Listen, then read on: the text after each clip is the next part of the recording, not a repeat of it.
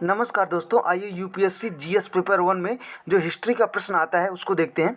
हमारा प्रश्न दिया है, प्लासी का युद्ध 1757 केवल एक सैन्य विजय नहीं थी बल्कि भारत में ब्रिटिश औपनिवेशिक शासन की आधारशिला भी थी। चर्चा कीजिए।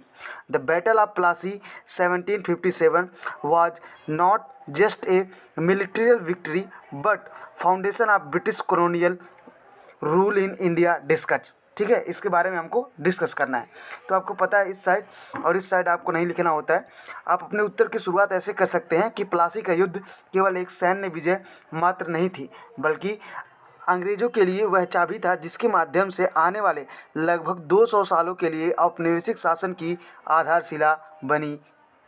1757 का प्लासी युद्ध अंग्रेज सेनापति रॉबर्ट क्लाइव तथा बंगाल के नवाब के मीर कासिम के बीच लड़ा गया था। आप सभी को पता है, बंगाल के नवाब की हार ने यह तय कर दिया था कि अंग्रेज जिस बंगाल को जीतने की कोशिश कर रहे थे वह राजनीतिक व आर्थिक रूप से सशक्त साबित हुए। अंग्रेज अपने जीत के उपरांत मीर जाफ़र को एक कठपुतली नवाब के रूप में गद्दी पर बैठा दिया तथा द्वैध शासन की शुरुआत की। अब द्वैध शासन क्या होता है, देखिए, इसमें जो अच्छे अच्छे पद होते हैं वो अंग्रेज अपने पास रखते हैं और जो दायित्व वाले पद होते हैं उसको वो नवाब को दे देते हैं। फॉर एग्जांपल, अंग्रेज के पास वित्तीय शक्ति थी, राजनीतिक शासन था, और नवाब के पास प्रशासनिक शासन था, न्यायिक शासन था। ठीक है, प्रशासनिक शासन का मतलब ये होता है रोड, सड़कें, ये सब बनाना उनका काम था।